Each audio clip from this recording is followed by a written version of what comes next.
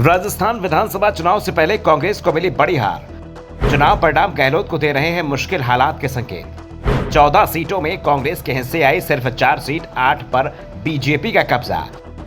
राजस्थान में विधानसभा चुनाव से पहले कांग्रेस के लिए मुश्किल हालात बनते दिखाई दे रहे हैं। पहले से ही पार्टी सीएम अशोक गहलोत और सचिन पायलट के बीच बटी हुई दिखाई दे रही है। दोनों नेता एक दूसरे पर जमकर निशाना साध रहे हैं। पार्टी में पड़ी फूट के चलते कांग्रेस हाईकमान भी परेशान है। परेशानी इसलिए है कि चुनाव के समय भी दोनों के बीच एकजुटता नहीं दिख रही है।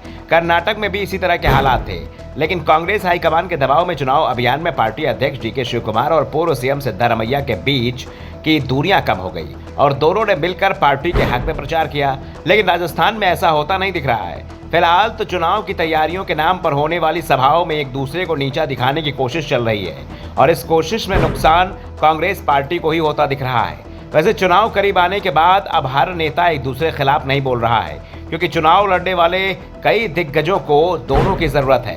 पायलट गुट के कई विधायकों को अशोक गहलोत की जरूरत है, क्योंकि गहलोत जिस समाज से आते हैं उसकी आबादी राजस्थान में करीब 5% है। तो वहीं गुर्जर आबादी भी इतनी है जिस समाज से सचिन पायलट आते हैं और इस बार गुर्जरों के बीच पायलट को लेकर जबरदस्त सहानुभूति देखने को मिल रही है। गहलोत समर्थकों को भी एहसास है कि इस समय पायलट के खिलाफ बोलने का मतलब है कि अपने क्षेत्र में गुर्जरों का विरोध ले लेना, और यह रिस्क कोई भी नेता नहीं लेना चाहता।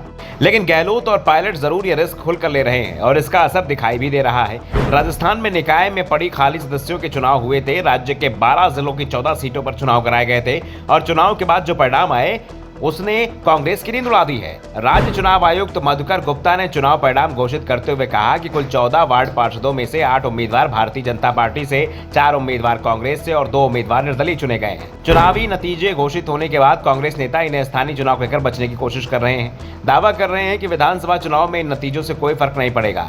दूसरा चुनाव शहरी निकाय का था, जबकि कांग्रेस राजस्थान के ग्रामीण क्षेत्र में ज्यादा मजबूत है।